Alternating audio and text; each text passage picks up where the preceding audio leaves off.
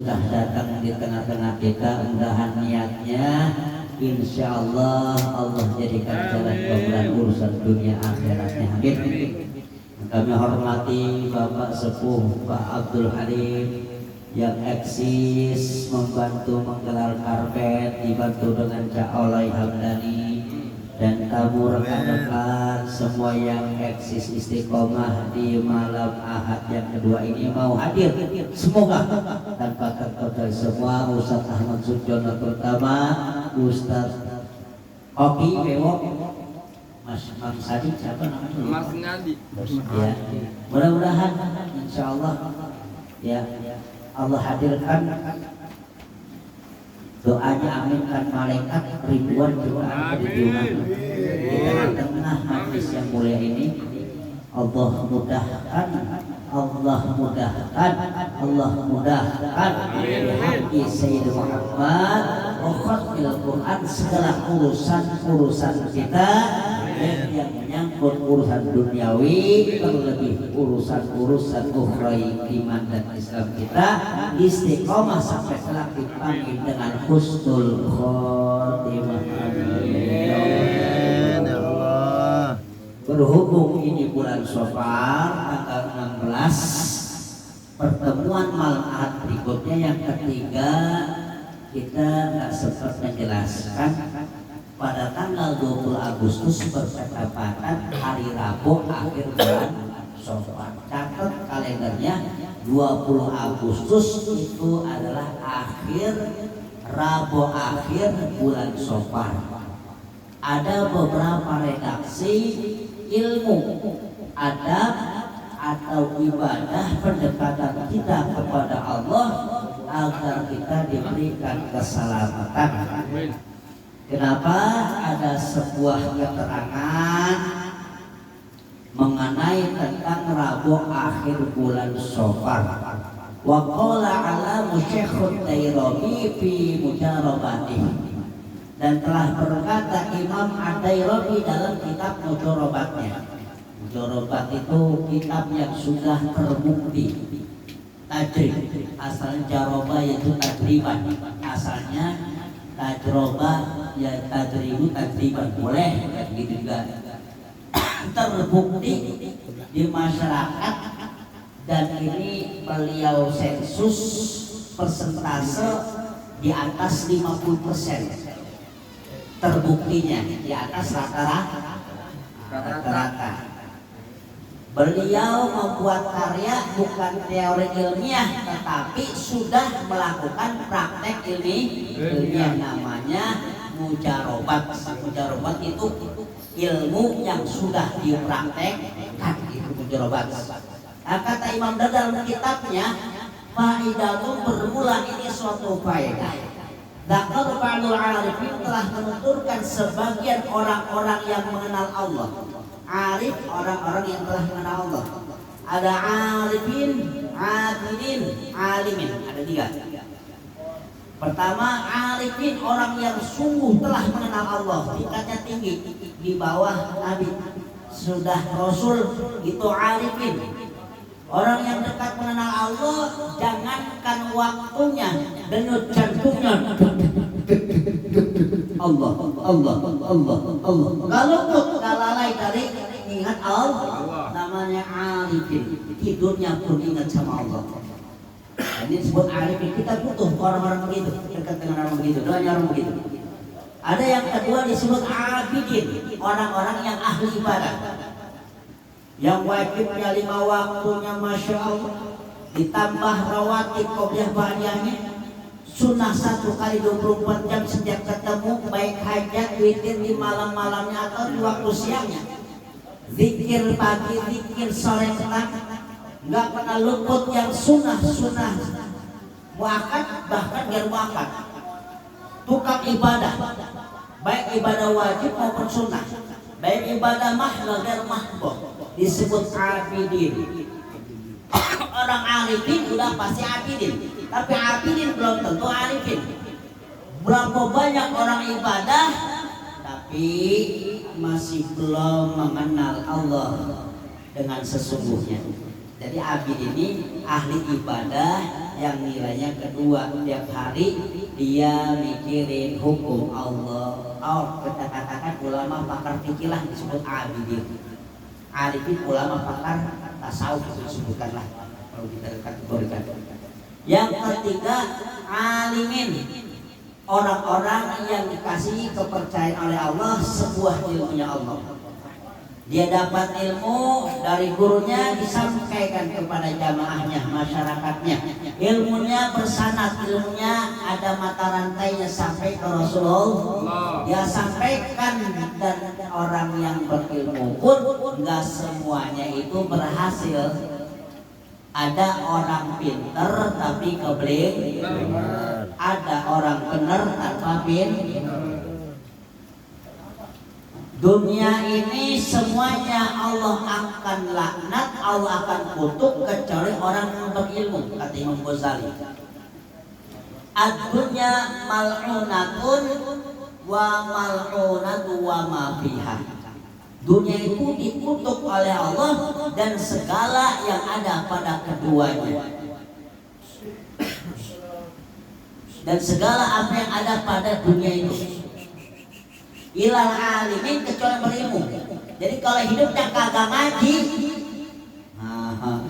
hidupnya kagak nyari ilmu, berarti dapat laknatnya Allah. Na'udzubillah. Makanya ngaji di atas wajib, sholat kalah mengaji.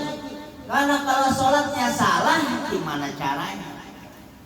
Kata Matan Zubat disebutkan Syekh Ibnu Ruslan, kullu amalin bighair ilmi a'maluhu mardudatun la tuqbalu. Semua amal perbuatan itu tanpa didasari dengan ilmu pengetahuannya, maka perbuatannya ditolak, tidak diterima. Udah ditolak kagak diterima, double. Ada juga ditolak tapi diterima. Jangan tiba-tiba dikantongin amplopnya, kan itu kan gitu. Udah ditolak kagak diterima. Mau ibadahnya kayak apa, sholatnya jengkang-jengking, ternyata salah semua, kagak pakai ilmu sholat, wudunya berantakan. Bisnis tijarah, kata siapa nggak butuh ilmu. Akhir zaman banyak orang tenggelam terlena, akhirnya kagak peduli perkara riba, haram dan syubhat. Yang penting dia dapat untung banyak, yang penting menghasilkan. Tiba-tiba dimakan jadi darah, jadi daging, akhirnya akhlaknya tidak. Na'udzubillah. Gara-gara akar yang dimakan tuh dari sesuatu yang syubhat. Gaji kerja yang nggak jelas hasilnya, hati-hati. Diatur sama Al-Quran, dikasih bocoran oleh Rasulullah, dijelaskan oleh ulamanya. Ada aturan main fikihnya. Dagang melalui online ada di fikihnya. Dagang, bisnis, tijarah, apapun tentu ada hukum-hukumnya. Nah, kita nggak peduli hukum begitu, nggak tahu ilmunya. Yang jual barang aja, akhirnya ada bohong, ada nipu, ada jadi manis. Ya, kagak punya persyaratan jual beli muamalahnya dalam syariat itu batal. Ketika sudah melanggar, tidak peduli ilmu itu, maka apakah itu yang disebut ibadah? Kerja juga ibadah, usaha juga ibadah, tapi kagak paham syariat. Hanya juga kagak, baca buku kagak, ulama ngaji ada tapi kagak pernah hadir. Alhamdulillah, insyaallah pada pekan sadulur atau dimanapun majlis berada, mudah-mudahan kita mendapatkan doanya ulama, masih bisa cinta sama ulama dan karya-karyanya. Tapi orang berilmu juga masih juga, kata Imam Ghazali, al-alimun, orang-orang yang berilmu itu naimun, masih juga tertidur. Punya ilmu tapi kagak diamal. Banyak akhir zaman. Untuk jadi orang pintar sekarang masuk kamar juga bisa, buka gadget. Otak kita kalah sama AI, sama Google, sama YouTube, ada semua. Mau ngajar pintar anak kita di kamar aja, kemana nggak usah khusus, buka gadget ada, bisa pintar sendiri. Tapi pasti benar apa enggak jaminan, ya kan? Kalau pengen benar serta pintar harus ada instruktur yang mengajar. Jangankan perkara sholat, senam aja kalau nggak instruktur, kagak ada instrukturnya kesleo, bener kan? Itu yang namanya angkat barber, kalau kagak tahu triknya, ini bisa salah urat, kan begitu. Apalagi perkara sholat, perkara wudhu, perkara tijarah, dagang, usaha, perkara pernikahan, munakahan, perceraian, dan banyak lagi. Maka penting banget. Ini orang yang berilmu akhir zaman banyak yang pada dia punya ilmu kagak ngamalin untuk dirinya dan untuk umat, minimal bisa untuk ingetin dirinya. Dia ngomong keluar masalah sedekah, masalah infak, masalah dermawan, dia sendiri banyak ustaz begitu kan? Ada kayak gini. Na'udzubillah, summa na'udzubillah. Yang keluar suruh tahajud, yang keluar suruh ibadah sunnah, tapi sendirinya akhlaknya jauh dari Allah. Ini disebut orang yang berilmu masih tertidur.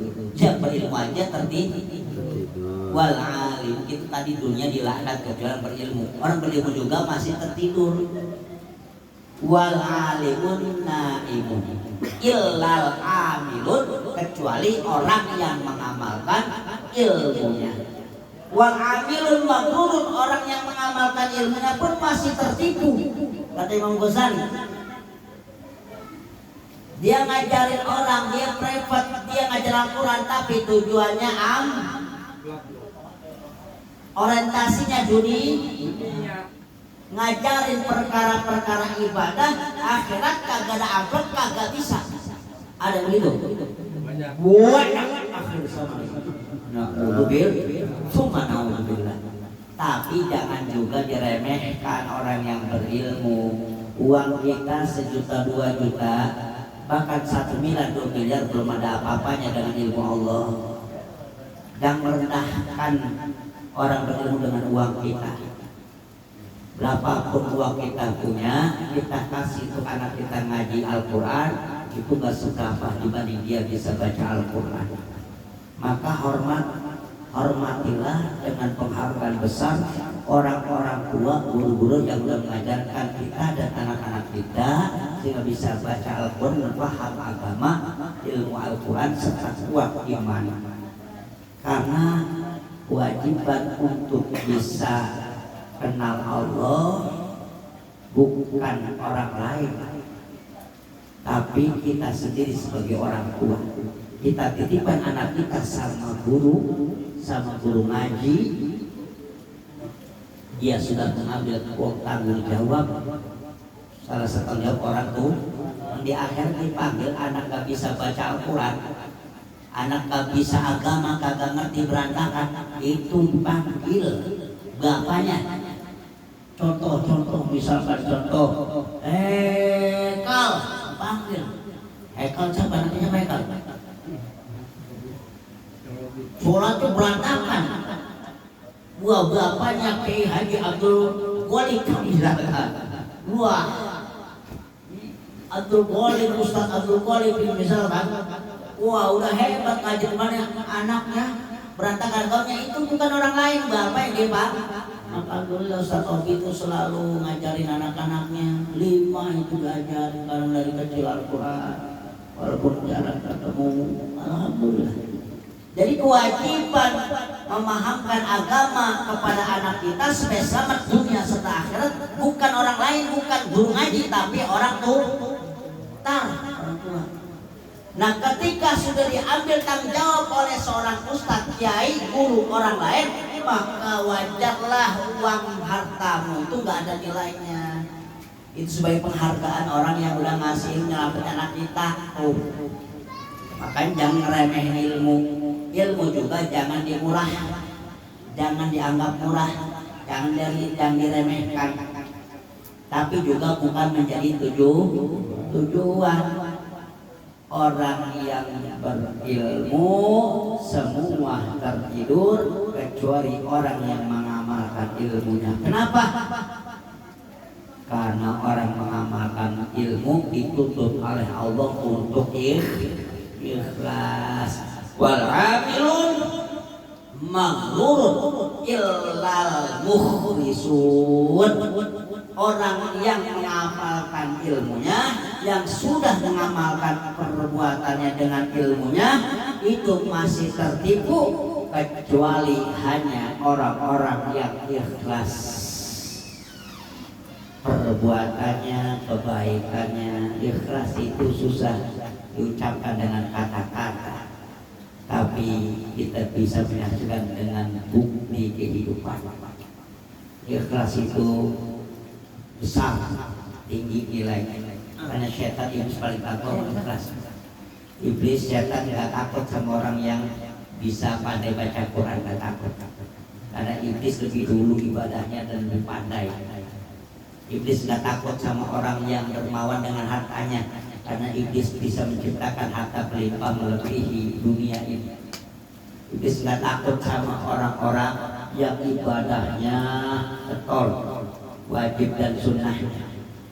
Tapi iblis paling takut sama orang yang punya hati bersih, ikhlas. Kebaikannya sedikit tapi ikhlas, dan berbanyak ada hitung-hitungannya. Bagus lagi kalau terbiasa banyak tanpa ada hitung-hitungan. Rata-rata kan kita suka ngitung kebaikan daripada kekurangan. Lebih banyak memandang kesalahan orang lain daripada kekurangan kita. Melihat sekitar kekurangan, selalu ada protes. Ngaca diri, kekurangan diri kagak, selalu yang ditunjukkan kebenaran. Na'udzubillah, itu na'udzubillah. Orang ikhlas nggak mandang pakaian, hartawan, jabatan, ataupun pakaian dengan ahli ilmu atau ibadah.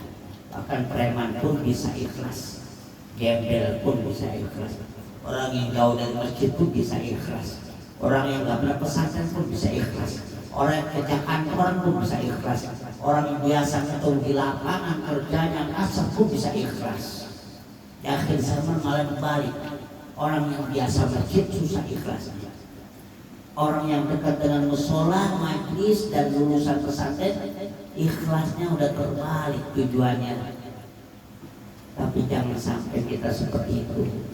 Mudah-mudahan Allah kasih kita bimbingannya, yang belok, yang menyimpang Allah luruskan kembali. Kita ini saling mengingatkan. Kenapa Allah utus Rasulnya? Karena sifat manusia itu nggak pernah lurus. Maka ketika diluruskan oleh Allah melalui utusannya, terimalah umat.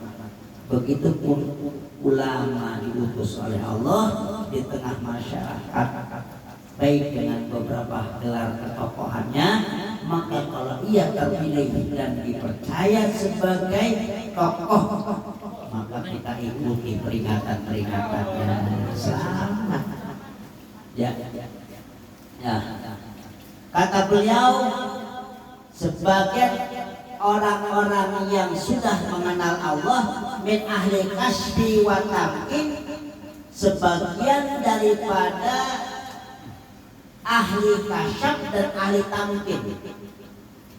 Orang soleh yang disebut ahli kasyaf, mata hatinya udah bisa melihat,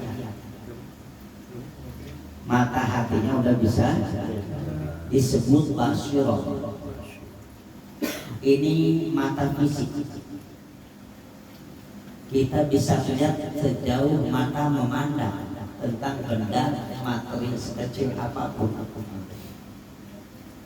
Kadang kala apa bahasanya, jauh di mata, di pelupuk mata. Nah, kadang gajah di pelupuk mata. Peribahasanya begitu. Mana balik peribahasanya? Gajah di pelupuk mata. Kelihatan. semut jauh di seberang terlihat. Wah, emang orang tua jago loh ini peribahasa. Kadang-kala mata kita sering melihat, tapi hati kita sering kagak melihat. Kasyaf itu terbuka mata hatinya. Bahkan lingkungan munafik dia tahu. Kasyaf itu orang yang sudah tersingkap dari hijab-hijab duniawi atau materi. Karena hati ini kadang tertutup. Ada orang ibadah sholat tapi nggak ngerasain lezatnya sholat. Hambar. Allahumma antas salam lantas jalan kata Abi Hamzah. Dia baca Quran tapi nggak ngerti isi kandungan, minimal nggak tahu tapi dia bisa merinding. Ini hatinya sudah kotor tertutup dengan materi. Materi itu kebendaan, bukan hanya uang harta. Tuntutan kotak isi otak kita sama hidup ini lebih akhirnya logis, lebih yang kita cari matematika, logika. Padahal ada hati pengendali, ada kabel yang nyambung ke hati. Apa yang dilihat mata, hati itu mencerna. Karena saking seringnya mata ini melihat kehidupan, matematika dunia, hati tertutup. Kalau mata sering melihat hikmah, pelajaran-pelajaran kemahasempurnaan ciptaan Allah, baik tentang takdirnya, waktunya, remajanya, pemudanya, masa tuanya, mamulanya, kehidupan, pengalaman, kehidupan mengajarkan dia setiap detik, setiap waktu, saat, masa-masanya dia bisa petik, ambil pelajaran kebesaran Allah dirasakan di alam semesta ini. Mata itu mencerna seperti itu, maka ditransfer energi hati itu bercahaya. Sebenarnya kerja juga cari duit bisa bercahaya, asal benar, asal garap, asal bisa berbagi senang kepada yang susah. Jangan pikirin perut sendiri. Kalau dia cari duit bisa nyenangin keluarga, semua orang bisa. Cari duit bisa nyenangin anak istri, semua orang bisa. Tapi bisa nggak nyenangin saudaranya yang dia kagak tahu tiap hari makan pakai apa? Cari duit 2.000 pun kayak apa? Bagi kita 5.000 nggak seberapa, tapi bagi orang yang begitu bahagia banget. Ya Allah. Kalau udah nilai begitu, yang dilihat mata, yang diucap telinga, fisik ini itu jadi membuka mata hati. Baik, Syirah adalah mata hati. Kalau mata hati sudah bisa melihat, ini disebut ahli kasyaf. Pahala itu abstrak, nggak kelihatan, tapi dia bisa melihat dengan mata hati. Besarnya duri di tengah jalan, dia sendiri khawatir keinjak anak kecil yang lagi berlarian, itu pahala gede banget. Kalau kebaikan yang kecil aja dia pandang dia besar karena di hadapan Tuhan dilakukan, apalagi ibadah-ibadah yang besar. Orang yang sudah terbuka mata hatinya nggak ngeremehin kebaikan sekecil apapun. Kalau udah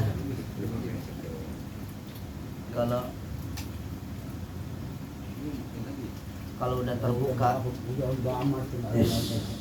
kalau udah terbuka mata hatinya, insya Allah pahala itu nyata, dosa itu kelihatan. Ketika pahala nyata, dia akan terus fastabiqul khairat, dia tidak utama. Dia duluin dulu, jangan dulu orang lain, dia dulu paling lari paling utama.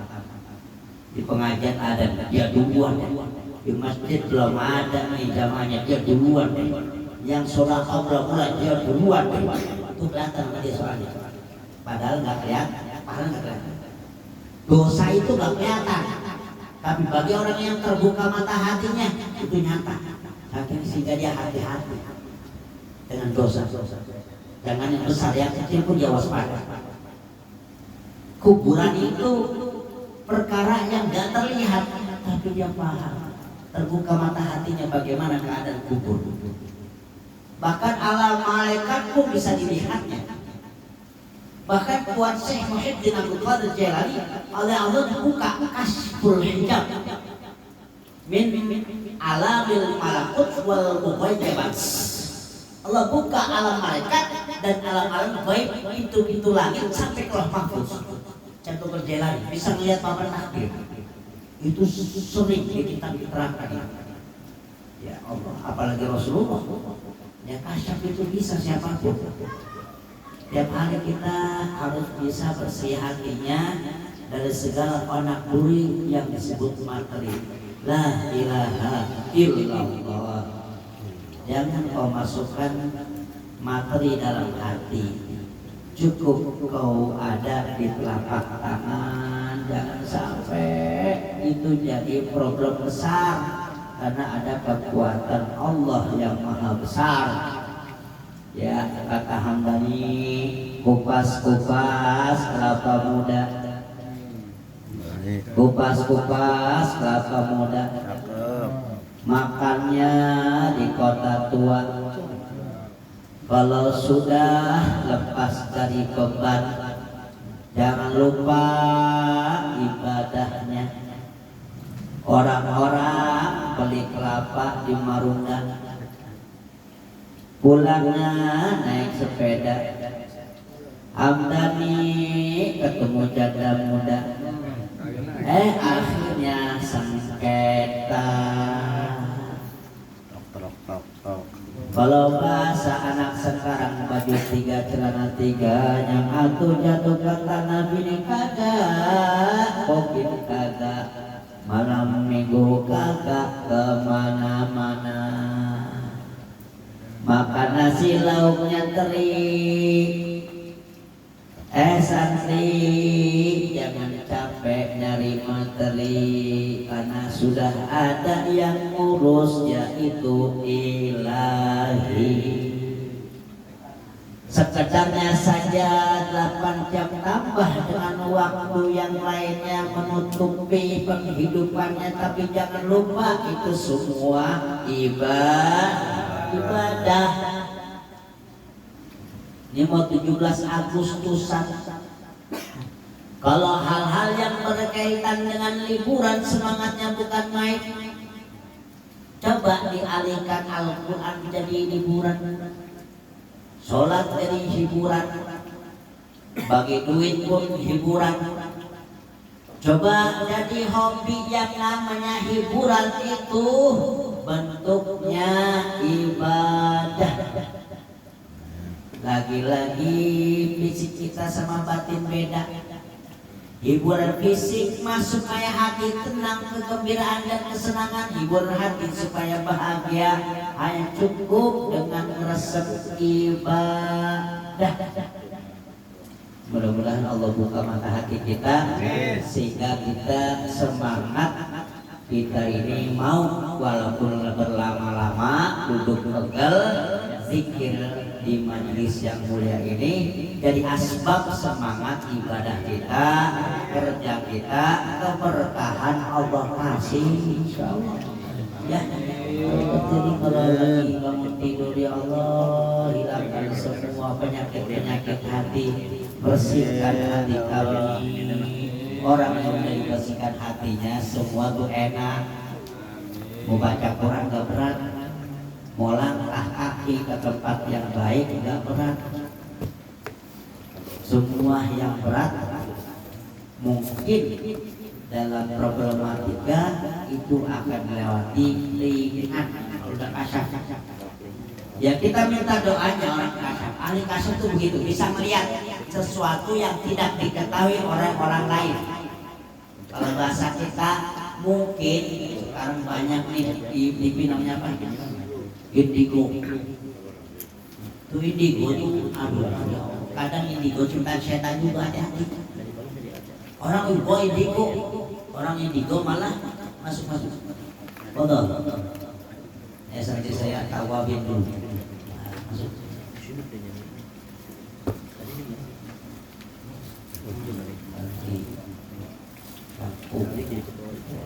Jadi ke LS sana udah keluar Tadi dipanggil. Iya.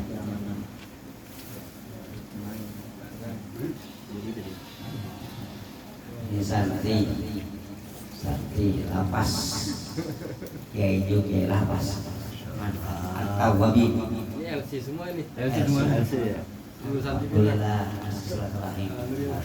Insyaallah. Lanjut sambil berjalan, monggo duduk.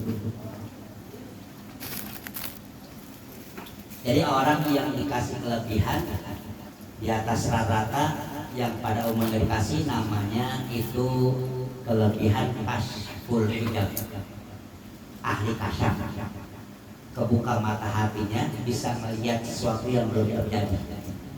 Nah itu yang punya siapa? Orang-orang yang sudah mengenal Allah. Ada nggak orang yang belum mengenal Allah bisa melihat begitu? Ada nggak? Andaikan ada, itu setan. Anak kecil disebut indigo, bisa melihat itu. Ngelihat setan jin itu bangga. Justru Nabi Isa alaihissalam nutupi supaya manusia nggak melihat bangsa jin. Nah gitu.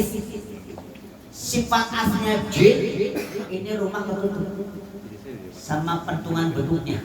Tahu pentungan beduk? Titiknya. Kalau pengen tahu titiknya, jin itu segede rumah yang paling gede, sebut istana lah. Itu titiknya dua. Wow, apalagi pengen melihat.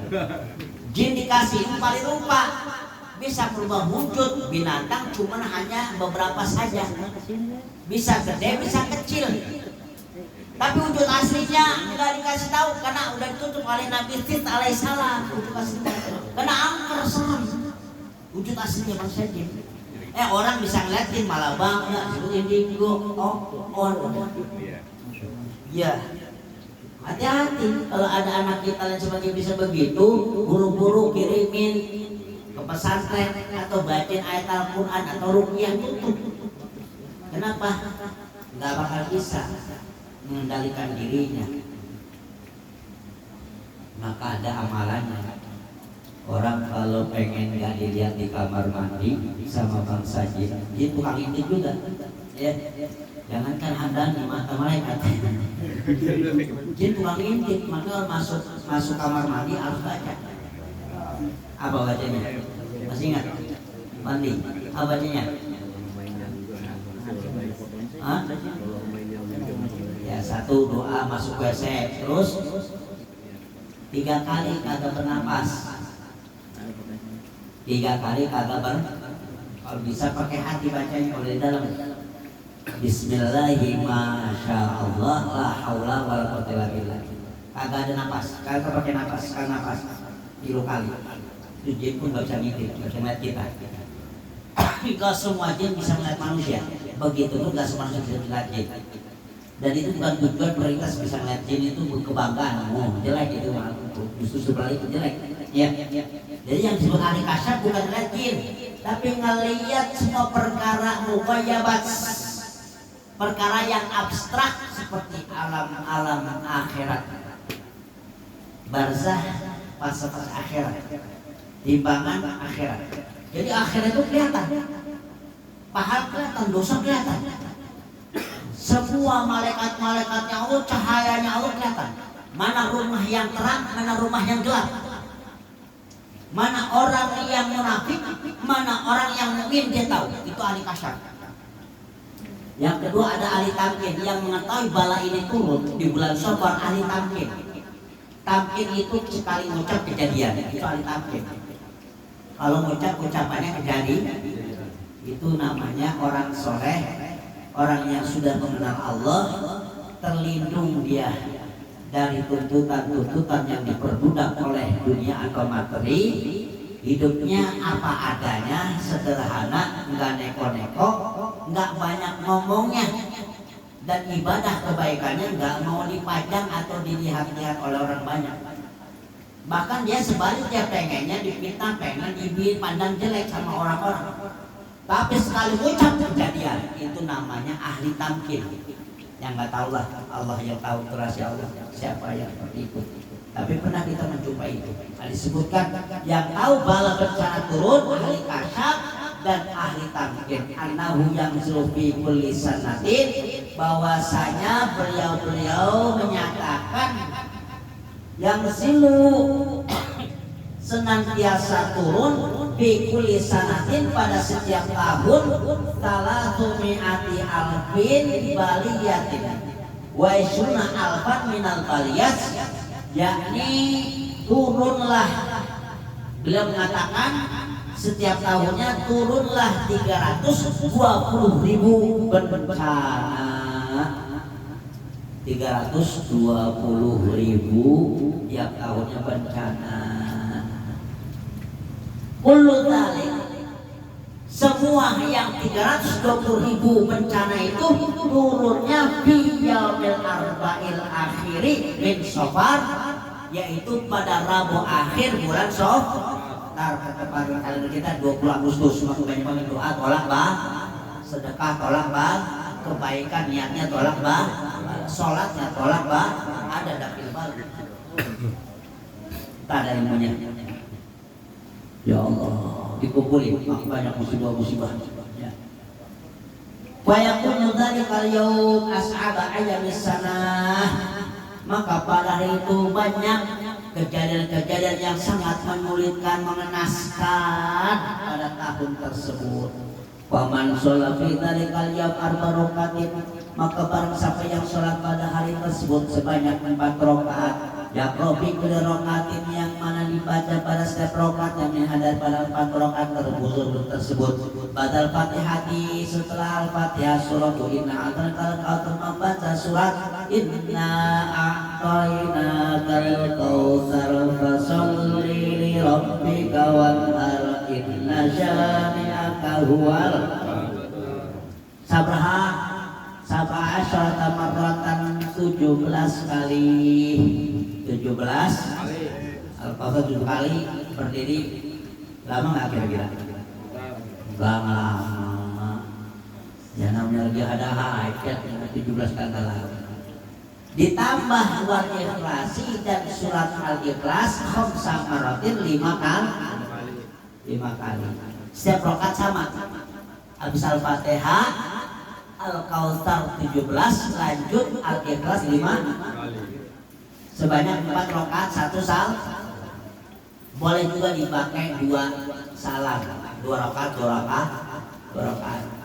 Dan kalau siang hari bagusnya 4 rakaat 1 salam.